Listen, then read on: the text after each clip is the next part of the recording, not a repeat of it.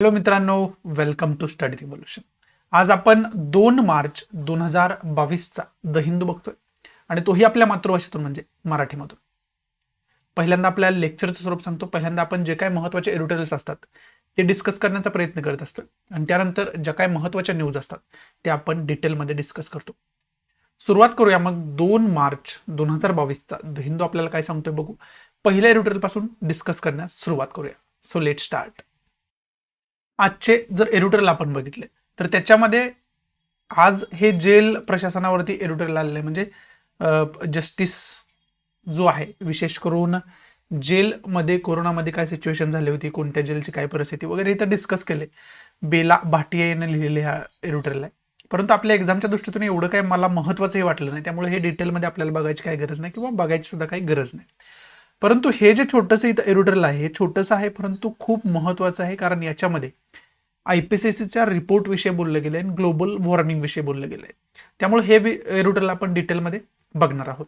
त्याचबरोबर जसं की मी तुम्हाला सांगितलंय की आता रशिया युक्रेन कॉन्फ्लिक्ट चालू आहे, त्यामुळे रशिया युक्रेनवरती एडिटोरियल येत राहणार आहेत. त्यामुळे हे जे 2 एडिटोरियल पाहाव्यास मिळतात आपल्याला ते रशिया युक्रेन कॉन्फ्लिक्टवरतीच आहेत आणि ते आपल्याला लाईन टू लाईन बघण्याची अजिबात गरज नाही. कारण का तर याची सगळी इन्फॉर्मेशन देणारं जे लेक्चर आहे ते ऑलरेडी मी 2 लेक्चर त्याच्यावरती बघितले. रशियानं युक्रेनवरती अटॅक करायच्या अगोदर एक लेक्चर मी बनवलं होतं आणि रशियानं युक्रेनवर अटॅक केल्यानंतर एक लेक्चर बनवले आणि त्याच्यामध्ये सगळी इन्फॉर्मेशन मी देण्याचा खरं तर प्रयत्न केलाय. ते जर लेक्चर दोन्हीपैकी एक जरी तुम्ही बघितले तरी मोर दॅन सफिशियंट आहे. जर ते तुम्ही बघितलं नसेल तर त्याची प्लेलिस्टची लिंक आहे, त्या प्लेलिस्टचं नाव आहे करंट बेस्ड इश्यू. त्या प्लेलिस्टची लिंक मी डिस्क्रिप्शन बॉक्समध्ये दिले. ती प्लेलिस्ट व्यवस्थितरित्या चेक करा आणि त्याच्यामध्ये तुम्हाला हे जे लेक्चर्स आहेत रशिया युक्रेन कॉन्फ्लिक्टशी रिलेटेड ते तुम्हाला तिथे सापडतील.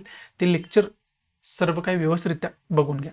त्याचबरोबर नॉर्थ अटलांटिक ट्रिटी ऑर्गनायझेशनवरती पण लेक्चर बनवले, कारण याच्यामुळे नॉर्थ अटलांटिक ट्रिटी ऑर्गनायझेशन जे आहे ते जास्त न्यूजमध्ये, त्यामुळे आपल्याला त्याची सुद्धा इन्फॉर्मेशन असायला पाहिजे. मग हे लाईन टू लाईन जरी आपल्याला बघायचं नसेल एडिटोरियल, तरी हा जो मॅटर चालू आहे त्याच्यामुळे काही संघटना, काही देश न्यूजमध्ये आलेले आहेत, काही प्रकरणं न्यूजमध्ये आलेले आहेत. त्यामुळे ती सगळी प्रकरणं आपण याच्यामध्ये मी सांगणार आहे तुम्हाला की कोणकोणती प्रकरणं तुम्ही डिटेलमध्ये अभ्यास करून ठेवायचे आहेत ते सगळं सांगणार आहे. त्याच्या अगोदर आपण पहिलं जे एडिटोरियल आहे inter governmental panel on climate चेंजचा रिपोर्ट जो आहे त्याला आपण IPCC रिपोर्ट असं संबोधतो. त्या IPCCच्या रिपोर्टमध्ये काय IPCCनं सांगितले त्याची इन्फॉर्मेशन बघणार आहोत. त्याच्या अगोदर आपल्याला inter governmental panel on climate change जो आहे IPCC जो आहे त्याची थोडीशी इन्फॉर्मेशन विकिपीडियाच्या माध्यमातून बघणं गरजेचं आहे. आणि त्याचबरोबर याच्यामध्ये बोलले गेले ग्लोबल वॉर्मिंग विषयी, जागतिक तापमानवाढीविषयी बोलले गेले. मग जागतिक तापमानवाढीसाठी कारणीभूत असणारे गॅसेस कोणते आहेत, वायू कोणते आहेत ते सुद्धा आपण पहिल्यांदा बघूया आणि त्यानंतर या एडिटोरियलमध्ये थोडं काही महत्त्व सांगितले ते डिस्कस करण्याचा प्रयत्न करूयात. इथं आपण विकिपीडियाच्या माध्यमातून IPCC विषयीची छोटीशी इन्फॉर्मेशन बघू शकतोय. विशेष करून ही जी इंटर गव्हर्नमेंटल पॅनल आहे क्लायमेट चेंज विषयीचा, हा इंटर गव्हर्नमेंटल पॅनल युनायटेड नेशनची एक बॉडी आहे, एक संस्था आहे युनायटेड नेशन्सची. आणि आता युनायटेड नेशन्स सुद्धा जास्त न्यूजमध्ये आले रशिया युक्रेन कॉन्फ्लिक्ट, ते पुढे त्या 2 एडिटोरियलमध्ये तुम्हाला सांगणारच आहे. त्या युनायटेड नेशन्सची ही एक बॉडी आहे, एक संस्था आहे.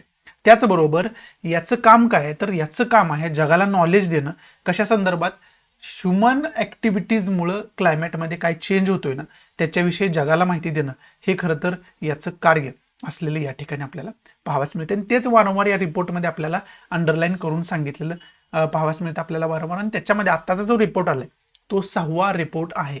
याच्या अगोदर हे रिपोर्ट येऊन खूप दिवस झाले, परंतु आता त्या रिपोर्टवरती खऱ्या अर्थानं चर्चा जास्त व्हायला लागली. मग त्याच्यावरती अनेक वेळा याच्या अगोदर सुद्धा एडिटोरियल येऊन गेले, त्याचं डिटेल डिस्कशन आपण त्यावेळेस सुद्धा केले. आज पण खऱ्या अर्थानं जे काही मुद्दे एडिटोरियलमध्ये सांगितलेत 2-3च मुद्दे आहेत पण खूप महत्त्वाचे आहेत, ते आपल्याला बघणं गरजेचं आहे. मग आता याच्याविषयी पहिल्यांदा आपण इन्फॉर्मेशन बघतोय. For advancing knowledge on human induced climate change, मानवी कारभारामुळं जे काय वातावरणामध्ये बदल होतोय, तापमान वाढ होते, त्याची इन्फॉर्मेशन देणं हे पहिलं ध्येय आहे inter governmental panel on climate चेंजचं म्हणजे IPCCचं. त्याचं शॉर्ट फॉर्म आहे IPCC, हे ऑलरेडी सांगितले तुम्हाला. फॉर्मेशन त्याची स्थापना कधी झाली तर 1988, 34 वर्षांपूर्वी आजपासून त्याची स्थापना झाली 1988 या वर्षी. टाईप त्याचा काय तर ते एक पॅनल आहे. हेडक्वार्टर त्याचं जिनिव्हा स्वित्झर्लंडमध्ये आहे.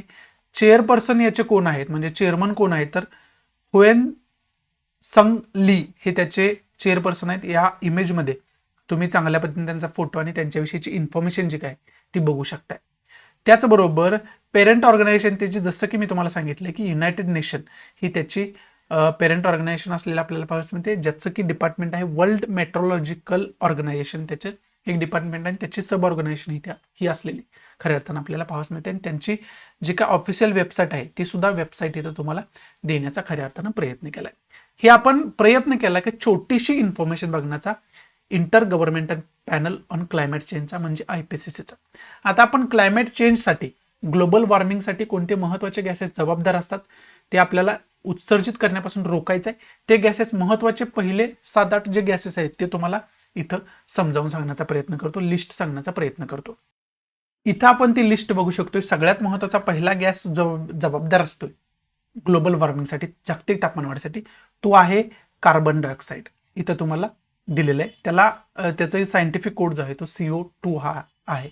त्याचबरोबर दुसरा आहे मिथेन, CH4 त्याला म्हणतात. नायट्रस ऑक्साईड N2O त्याला म्हणतात. त्याचबरोबर इंडस्ट्री म्हणजे उद्योगामुळे उत्सर्जित होणारे काही गॅसेस आहेत ते गॅसेस पण इथं वेगळ्या पद्धतीने मी देण्याचा प्रयत्न केलाय. त्याच्यामध्ये हायड्रोफ्लोरोकार्बन्स पहिल्यांदा येतो, त्याला आपण HFC असं संबोधतो. त्याचबरोबर परफ्लोरोकार्बन्स आहे, PFCs म्हणतो त्याला. सल्फर हेक्झाफ्लोराईड आहे, SF6 म्हणतो त्याला आपण. नायट्रोजन ट्रायफ्लोराईड आहे, त्याला आपण NF3 असं संबोधतो. ही जी लिस्ट आहे ती तुम्हाला माहिती असणं गरजेचं आहे. याचं NCERT मध्ये आता UPSCच्या पोरांना जर सांगायचं झालं तर क्लायमेट चेंज रिलेटेड जर एक्झाम्पल ग्लोबल वॉर्मिंग गॅसचं द्यायचं झालं किंवा त्याला ग्रीन हाऊस गॅस सुद्धा म्हणतात, ह्याचं द्यायचं झालं तर तुम्हाला हे गॅसेस माहिती असणं अत्यंत गरजेचं आहे. त्यामुळे तुम्हाला मी लिस्ट दाखवण्याचा प्रयत्न केला. त्याचबरोबर सगळे, मग याच्यामध्ये आता पुढचं मी सांगतोय ते सगळ्यांसाठी इम्पॉर्टंट आहे. MPSC करणारे विद्यार्थी असू द्या किंवा UPSC करणारे विद्यार्थी असू द्या, याच्यावरती डायरेक्ट पूर्व परीक्षेला क्वेश्चन फॉर्म होऊ शकतो. त्यामुळे पूर्व परीक्षेच्या दृष्टीतून आपण त्याच्याकडे बघणं, एक वेगळ्या दृष्टिकोनातून त्याच्याकडे बघणं खरं तर गरजेचं आहे. त्या दृष्टीतून आपल्याला ग्रीन हाऊस गॅसेस कोणते आहेत आणि कोणते नाहीत याची इन्फॉर्मेशन असायला पाहिजे. त्यामुळे सुद्धा ही लिस्ट तुम्ही नोट डाऊन करून घ्यायला पाहिजे. बाकी इम्पॉर्टंट असं काय नाही. आता राहिलेला मुद्दा जो आहे तो एडिटोरियलमध्ये काय सांगितलंय ते आपण व्यवस्थितरित्या बघूयात.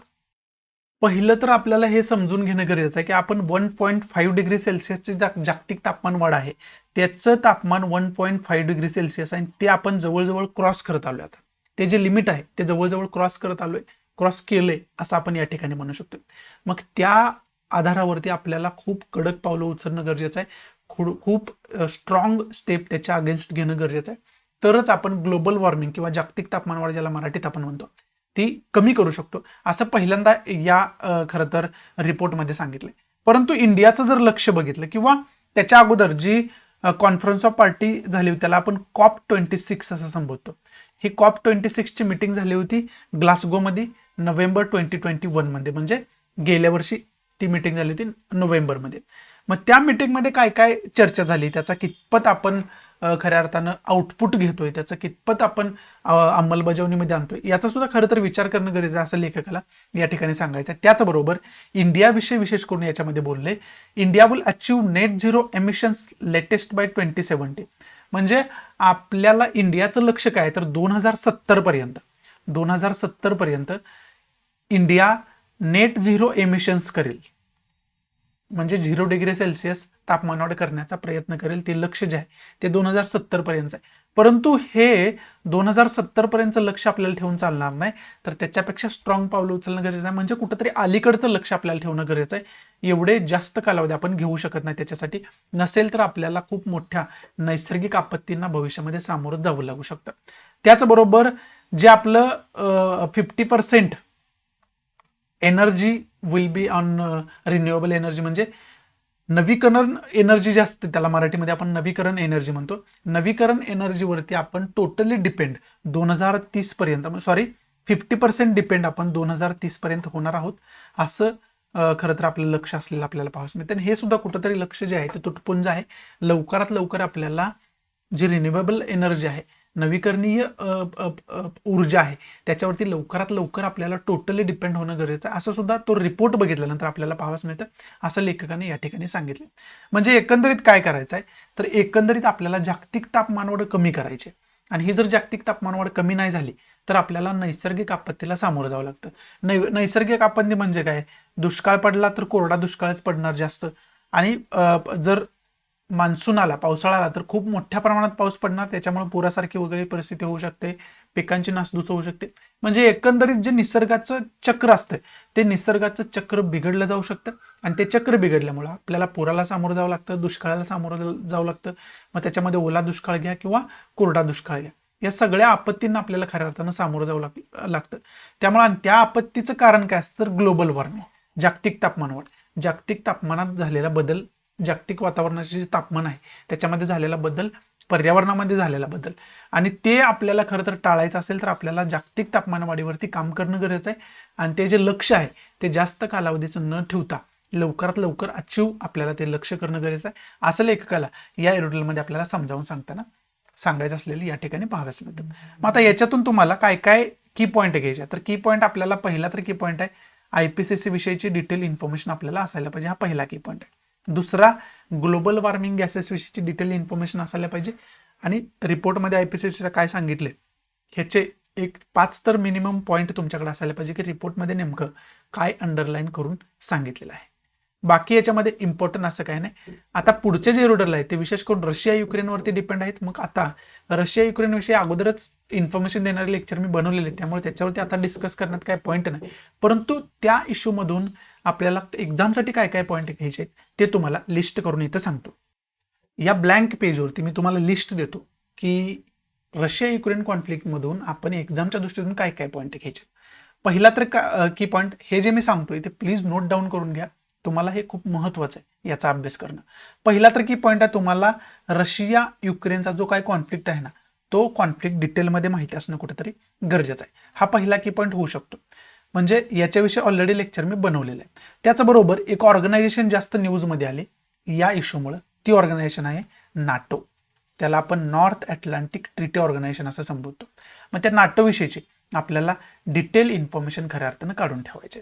हा दुसरा की पॉईंट होऊ शकतो. तिसरी एक ऑर्गनायझेशन जास्त न्यूजमध्ये आत्ता आली ती म्हणजे युनायटेड नेशन्स. ही युनायटेड नेशन्सची सुद्धा आपण डिटेलमध्ये इन्फॉर्मेशन काढून ठेवणं अत्यंत गरजेचं आहे. ती इन्फॉर्मेशन तुम्ही डिटेलमध्ये काढायला पाहिजे. याच्यावरती मी येणाऱ्या काळामध्ये लेक्चर सुद्धा बनवेनच, परंतु तोपर्यंत तुमच्या परीनं प्रयत्न करायला पाहिजे. याच्यामध्ये पहिल्या 2 पॉईंटवरती तर मी ऑलरेडी लेक्चर बनवलं आहे. करंट बेस्ड इश्यू नावाची आपली प्लेलिस्ट आहे, त्या प्लेलिस्टची लिंक मी डिस्क्रिप्शन बॉक्समध्ये दिली. ते 2 लेक्चर तुम्ही बघितलं नसेल तर अवश्य बघून घ्या. त्याचबरोबर आणखी न्यूजमध्ये काय आलंय तर युरोपियन युनियन हे न्यूजमध्ये आले जास्त. मग ते युरोपियन युनियन का न्यूजमध्ये आले तर युक्रेननं आत्ताच प्रस्ताव मांडला होता की युरोपियन युनियनमध्ये युक्रेनला सामील करून घ्यावा आणि युक्रेनला मदत करावी, आणि तो प्रस्ताव आता मंजूर करण्यात आलाय. म्हणजे युक्रेन हा देश जो आहे तो सुद्धा आता युरोपियन युनियनचा एक भाग झालेला आहे. त्यामुळे युरोपियन युनियन जास्त न्यूजमध्ये आलं, जास्त मीटिंग सुद्धा याच्या होताना आपल्याला पाहावयास मिळतात. त्यामुळे युरोपियन युनियन विषयी आपल्याला डिटेल इन्फॉर्मेशन असायला पाहिजे. हा चौथा की पॉईंट आहे. पाचवा की पॉईंट, वेगवेगळ्या प्रकारचे रशियावरती सँक्शन्स जगातून लागताना आपल्याला पाहावयास मिळतात. वेगवेगळे देश लावतात, वेगवेगळ्या संघटना लावतात.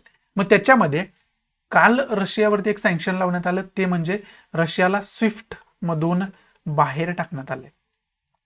मग आपल्याला या स्विफ्ट विषयीची सुद्धा डिटेल इन्फॉर्मेशन असायला पाहिजे. नेमकं स्विफ्ट प्रकरण काय याची डिटेल इन्फॉर्मेशन असायला पाहिजे. थोडक्यात तुम्हाला सांगायचं झालं तर स्विफ्ट म्हणजे काय, तर समजा भारतीय एक बँक आहे SBI. या SBIला जर इतर देशातील बँकेसोबत ट्रान्झॅक्शन करायचं असेल तर त्याच्यासाठी त्यांच्याकडे स्विफ्ट कोड असावा लागतो. म्हणजे ही जी स्विफ्ट कोऑपरेशन आहे, एक सहकारी संस्था, ही स्विफ्ट ती जागतिक लेवलला कार्य करत असते, आणि जागतिक लेवलला वेगवेगळ्या देशांना वेगवेगळ्या देशातल्या बँकांशी व्यवहार करता यावं याच्यासाठी याची स्थापना झाली. या स्विफ्ट शिवाय आपण आंतरराष्ट्रीय व्यवहार, कोणतीही बँक आंतरराष्ट्रीय व्यवहार करू शकत नाही. ते आंतरराष्ट्रीय व्यवहार करण्यासाठी स्विफ्टची स्थापना केली गेली, आणि या स्विफ्टशी वेगवेगळ्या देशातल्या हजारो बँका कनेक्ट आहेत या स्विफ्टशी, आणि त्या स्विफ्टशी कनेक्ट असल्यामुळेच एकमेकांच्या देशांतल्या बँकांबरोबर त्या व्यवहार करू शकतात, ट्रान्झॅक्शन करू शकतात. मला जर SBIचे, समजा माझं अकाउंट SBI मध्ये, आणि मला इथून ब्रिटन म्हणजे UK मध्ये ट्रान्झॅक्शन करायचं, UK मध्ये कोणाला तर पैसे पाठवायचे आहेत, तर मला या SBIचा स्विफ्ट कोड तिथे यूज करावा लागतो. SBI मधून तशा प्रकारचं ट्रान्झॅक्शन मी करू शकतोय, आणि ती SBI स्विफ्टच्या थ्रू त्या संबंधित खातेदाराच्या अकाउंटवर पैसे जमा करू शकते. समजते तुम्हाला? आणि त्याच्यासाठी स्विफ्टचा वापर होतो. स्विफ्ट नसेल तर ते इंटरनॅशनल ट्रान्झॅक्शन होऊ शकत नाही. किंवा मला जर पेमेंट इतर कंट्रीतून घ्यायचं असेल तरी सुद्धा ती कंट्री स्विफ्टच्या मार्फतच ते पेमेंट जे आहे ते इंडियामध्ये पाठवत असले, इंडियातल्या त्या पर्टिक्युलर बँकेमध्ये पाठवत असते. SBI एक्झाम्पल दिले, अनेक बँका आहेत आपल्या देशामध्ये सुद्धा. मग ते जे प्रकरण आहे, ते जे व्यवस्था आहे त्याला आपण स्विफ्ट असं संबोधतो. आणि या स्विफ्टमधून रशियाला आता बाहेर काढण्यात आले. रशियन बँका ज्या आहेत महत्वाच्या त्या बँकांना या स्विफ्टमधून बॅन करण्यात आले. त्यामुळे खऱ्या अर्थानं आपल्याला स्विफ्टची इन्फॉर्मेशन असायला पाहिजे. हा 5वा की पॉईंट आहे. 6वा की पॉईंट काय असू शकतो, तर इंडियाचा स्टेप आतापर्यंत याच्यामध्ये काय राहिला आहे. विशेष करून इंडियाचा विचार करता याच्यामध्ये इंडियानं मिड वे घेतलाय. बॅलन्स्ड अप्रोच इंडियाचा आहे आतापर्यंत. त्यामुळं त्या अप्रोच विषयी सुद्धा डिटेल इन्फॉर्मेशन आपल्याला असणं कुठंतरी गरजेचं आहे. हे 6 की पॉईंट आपण डिटेलमध्ये खऱ्या अर्थानं अभ्यास करून ठेवणं गरजेचं आहे. त्याचा अभ्यास आपण करून ठेवायला पाहिजे. 7वा की पॉईंट जर घ्यायचाच झाला तर 7वा की पॉईंट आपण हा घेऊ शकतो की मॅपच्या माध्यमातून याचं लोकेशन वगैरे बघून ठेवायचं. युक्रेन कंट्री कुठं आहे, रशियन कंट्री कुठं आहे, म्हणजे रशिया कुठं आहे, इंडियापासून त्याचं कशा पद्धतीचं लोकेशन आहे, युक्रेन कंट्री जे आहे त्याचे शेजारील कंट्री कोणकोणत्या आहेत, इतर जॉग्राफिकल टॉपोग्राफी काय, ही सगळी इन्फॉर्मेशन डिटेलमध्ये आपल्याला असणं कुठेतरी गरजेचं आहे. तशा पद्धतीने आपण त्याचा अभ्यास करून ठेवायला पाहिजे. मला वाटतंय की या प्रकरणातून हे जे मी 7 की पॉईंट दिलेत, ॲटलिस्ट या 7 की पॉईंटचा तरी तुमचा डिटेलमध्ये अभ्यास असणं गरजेचं आहे. या प्रकरणामुळे आपल्याला कोणतीही न्यूज असेल ना न्यूजपेपरमध्ये, त्याच्यामधून आपल्याला एक्झामसाठी काय घेता येतंय हे आपल्याला समजणं गरजेचं आहे. आणि त्याच्यासाठी तुम्हाला प्रिव्हियस इयर क्वेश्चन पेपर माहिती पाहिजे, प्रिव्हियस इयर क्वेश्चन माहिती पाहिजे, आणि तुम्ही ज्या एक्झामचं प्रिपरेशन करताय त्याचा सिलेबस तुम्हाला माहिती असणं गरजेचं आहे. तरच तुम्हाला अंदाज येऊ शकतो की वाचतोय ती न्यूज एक्झामच्या दृष्टीतून इम्पॉर्टंट आहे की नाही हे तुम्हाला समजू शकतं. त्यामुळे तशा दृष्टीतून आपण खरं तर त्याचा विचार करणं अत्यंत गरजेचं असतं. मग त्या दृष्टीतूनच तुम्हाला सांगितले की हे 7 की पॉईंट रशिया युक्रेन युद्धाचं जे प्रकरण चालू आहे त्या प्रकरणामधून तुम्ही हे 7 की पॉईंट डिटेलमध्ये अभ्यास करून ठेवणं गरजेचं आहे. एक्झाममध्ये या 7 की पॉईंटला टच करणाराच क्वेश्चन कोणता तरी येऊ शकतो जर आला तर. त्यामुळे या 7 की पॉईंटचा तुमचा डिटेलमध्ये अभ्यास असणं अत्यंत गरजेचं आहे. बाकी याच्यामध्ये इम्पॉर्टंट असं काही नाही. आणि बाकी मी नाटोवरती लेक्चर बनवलंय, रशिया युक्रेन कॉन्फ्लिक्टवरती लेक्चर बनवलंय, ते जर तुम्ही बघितलं नसेल तर ते प्लीज बघून घ्या. तुम्हाला सगळी इन्फॉर्मेशन एका ठिकाणीच मिळून जाईल.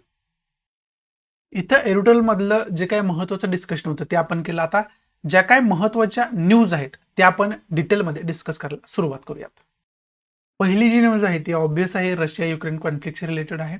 आणि रशिया युक्रेन कॉन्फ्लिक्ट जो आहे तो दिवसेंदिवस चिघळत चाललेला आहे. आजचा मला वाटते 6वा दिवस आहे, तरी सुद्धा याच्यावरती कोणताही शांततेचा मार्ग निघत नाही. आणि त्याच्यामध्ये युक्रेन जो आहे तो बहादुरीनं लढत असताना आपल्याला खऱ्या अर्थानं पाहावयास मिळते. प्रत्येक नागरिक युक्रेनचा जो आहे तो लढताना पाहावयास मिळते. काय नागरिक देश सोडून बाहेर गेलेले खऱ्या अर्थानं पाहावयास मिळते. त्याच्यामध्ये जवळजवळ 6,70,000 जे नागरिक आहेत ते देश सोडून बाहेर गेलेले आहेत, रेफ्युजी म्हणून दुसऱ्या देशांमध्ये शरणार्थी म्हणून गेलेले आपल्याला पाहावयास मिळतात. त्याचबरोबर ही सॅटेलाइट इमेज आहे काल प्रदर्शित केली गेली. या सॅटेलाइट इमेजेसमध्ये आपण बघू शकतो की हा जो ताफा आहे गाड्यांचा, मिलिटरीचा ताफा आहे, तो रशियन मिलिटरी ताफा आहे. आणि हे युक्रेनची राजधानी कीवला घेराव घालण्याच्या प्रयत्नात या ठिकाणी असलेले आपल्याला पाहावयास मिळतात. हे सॅटेलाइटद्वारे कॅप्चर केलेली इमेज आहे. त्याचबरोबर युक्रेनच्या कोणकोणत्या भागावरती खऱ्या अर्थानं कॅप्चर केले गेले रशियाकडून हे इथं दाखवण्याचा या खरं तर इमेजेसमध्ये प्रयत्न केला मॅपच्याद्वारे. हा जो रेड न जो केलेला एरिया आहे त्याच्यामध्ये टोटली रशियाचा कंट्रोल आता प्रस्थापित झालेला आहे. त्याच्यामध्ये महत्वाची शहरं सुद्धा, त्यांची शहरांची नावं सुद्धा खऱ्या अर्थानं आपल्याला पाहावयास मिळतात. ही जी कीव आहे या कीवसाठी आता युद्ध खऱ्या अर्थानं पेटलेलं आहे. कीव ही युक्रेनची राजधानी आहे आणि या युक्रेनच्या राजधानीलाच घेराव घालण्याचा प्रयत्न रशियन मिलिटरीकडून आता होताना खऱ्या अर्थानं पाहावयास मिळतात. त्याच्यामध्ये बाकी एरिया जो आहे रेड कलरमध्ये आपल्याला दिसतोय त्या एरियावरती टोटली आतापर्यंत रशियाचं कंट्रोल प्रस्थापित झालेलं आहे. म्हणजे तो एरिया जो आहे तो युक्रेनच्या हातातून रशियाकडे गेलेला आहे आता. आणि आता तिथून पुढे सुद्धा रशिया कॅप्चर करण्याच्या प्रयत्नात या ठिकाणी आपल्याला असलेलं खऱ्या अर्थानं पाहावयास मिळतं. बाकी याच्यामध्ये मनुष्यहानी किती झाली, वित्तहानी किती झाली ती आता येणाऱ्या काळामध्ये समजेल आपल्याला. कारण आता जे आहे ती फायनल आकडेवारी आहे असं आपण म्हणू शकत नाही. कारण जो युद्धासारखी परिस्थिती आहे, जो क्रायसिस आहे, जो संघर्ष आहे तो आतापर्यंत संपुष्टात आलेला नाही. त्यामुळे त्या आकडेवारीवरती आत्ता डिस्कस करण्यात काय पॉईंट नाही. सो आणि इथं जी बेलारूस कंट्री आहे ना या बेलारूस कंट्रीमध्ये खऱ्या अर्थानं दोघांमध्ये शांतता वार्ता सुद्धा सुरू आहे. युक्रेनचे काही प्रतिनिधी, रशियाचे काही प्रतिनिधी बोलणी करताना सुद्धा आपल्याला पाहावयास मिळतात, परंतु त्याच्यावरती कोणत्याही प्रकारचा तोडगा निघत नाही. आणि जे युक्रेनचे नागरिक आहेत तिथं पोलंडमध्ये, स्लोवाकियामध्ये, हंगेरीमध्ये, रोमानियामध्ये, मोल्डोवामध्ये आश्रय घेताना खऱ्या अर्थानं आपल्याला पाहावयास मिळतात. त्यामुळं ही एक मानवतेच्या दृष्टीतून सुद्धा एक काळिमा फासणारी गोष्ट आहे. त्याचबरोबर युक्रेनियन नागरिक, युक्रेनियन लहान लहान मुलं सुद्धा याच्यामध्ये मारली जात आहेत, अशा बातम्या ज्या आहेत, न्यूज जे आहेत ते बाहेर येताना पाहावयास मिळतात. त्यामुळे सुद्धा ही खूप जगासाठीच चिंतेची गोष्ट असणारी पाहावयास मिळते. कुठंतरी वर्ल्ड वॉर 3 म्हणजे जागतिक तिसरं महायुद्ध होते की काय असे सिच्युएशन निर्माण होताना त्या ठिकाणी पाहावयास मिळते. त्यामुळे हे सगळं आपल्याला माहिती असणं गरजेचं आहे आणि याच्यातून काय काय की पॉईंट आपल्याला डिस्कस करायचे हे ऑलरेडी तुम्हाला सांगितलेलं आहे. आणि याच क्रायसिसमध्ये इंडियाला सुद्धा एक मोठा फटका बसला आपण म्हणू शकतो. दुःखद घटना जी घडली त्याच्यामध्ये घटना अशी की भारतीय एक स्टुडंट त्याच्यामध्ये मारला गेलाय. विशेष करून तो स्टुडंट जो आहे, विद्यार्थी जो आहे, MBBS 4थ्या वर्षामध्ये शिकणारा विद्यार्थी होता आणि तो मिसाईल अटॅकमध्ये मारला गेलाय. त्याचं नाव आहे नवनीत S. गँगोदर, हे त्याचं नाव असलेलं आपल्याला पाहावयास मिळते आणि त्याचा अंत या क्रायसिसमध्ये झालेला या ठिकाणी पाहावयास मिळतं. त्यामुळे आणि आणखी सुद्धा हजारो स्टुडंट असतील, नागरिक असेल, युक्रेनमध्ये अडकलेले आहेत, त्यांचा जीव टांगणीला लागलेला असलेला आपल्याला त्या ठिकाणी पाहावयास मिळतं. त्यामुळं खऱ्या अर्थानं इंडिया जो आहे तो काय पावलं आता पुढे उचलताना आपल्याला पाहावयास मिळते ते सुद्धा खरं तर बघण्यासारखं असणार आहे. कशा पद्धतीने आपण आपल्या नागरिकांना बाहेर काढतोय हे सुद्धा इंडियासाठी खूप महत्त्वाचं असणार आहे. आणि त्याच्यासाठी इंडिया प्रयत्न सुद्धा खूप मोठ्या प्रमाणात करताना खऱ्या अर्थानं पाहावयास मिळतं. आणि वर्ल्ड पेजला जर बघितलं तर वर्ल्ड पेजला सुद्धा आपल्याला खऱ्या अर्थानं काय पाहावयास मिळतं तर वर्ल्ड पेजला सुद्धा आपल्याला रशिया युक्रेन कॉन्फ्लिक्ट विषयीच बोललेलं आपल्याला पाहावयास मिळते. आणि त्याच्यामध्ये इंडियाने एक वेगळा स्टेप काय घेतले तर जे भारतीय स्टुडंटला काढणं सुरू आहे, तिथून इव्हॅक्युएट करणं सुरू आहे, त्याच्यामध्येच युनायटेड नेशन सिक्युरिटी काउन्सिलमध्ये ऑफिशियल्सने आपल्या हे जाहीर केलेलं आहे की इंडियाबरोबरच इतर देशांचे जे काही स्टुडंट अडकलेले आहेत ना त्यांना सुद्धा इंडिया मदत पुरवेल, त्यांना सुद्धा तिथून काढण्याचा प्रयत्न करेल. अशा प्रकारची एक वेगळी घोषणा इंडियानं केलेली आपल्याला खऱ्या अर्थानं पाहावयास मिळते.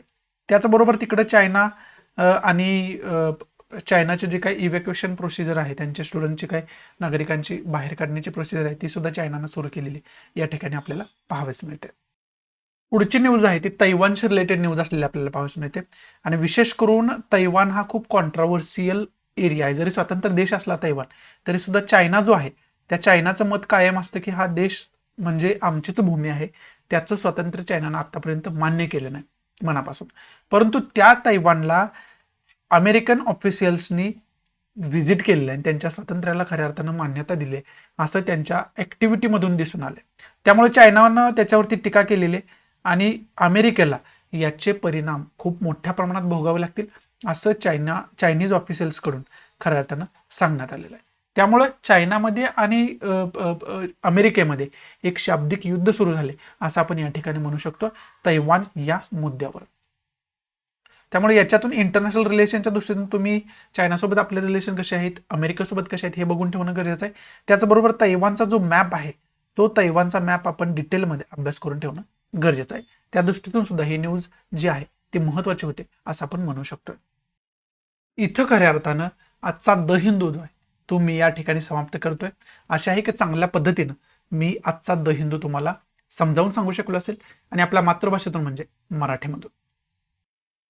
आवडत असेल तर प्लीज लाईक करा, नसेल तर डिसलाईक करा आणि डिसलाईक का केलं हे कमेंट बॉक्समध्ये नक्की सांगा, जेणेकरून तुमच्या इन्स्ट्रक्शननुसार त्याच्यामध्ये मी इम्प्रोव्हायझेशन करू शकेन. आणि आपला टेलिग्राम चॅनल आहे, टेलिग्राम ग्रुप आहे, जसं की स्लाइडमध्ये तुम्ही बघू शकताय, ते पण जॉईन करून घ्या जेणेकरून इतर काय अपडेट्स असतील त्या तुम्हाला वेळोवेळी मिळत राहतील. सो या नोटवरती मी तुमची रजा घेतो. भेटू आपण नवीन लेक्चरमध्ये. तोपर्यंत thanks for watching. Good bye, take care, Jai Hind.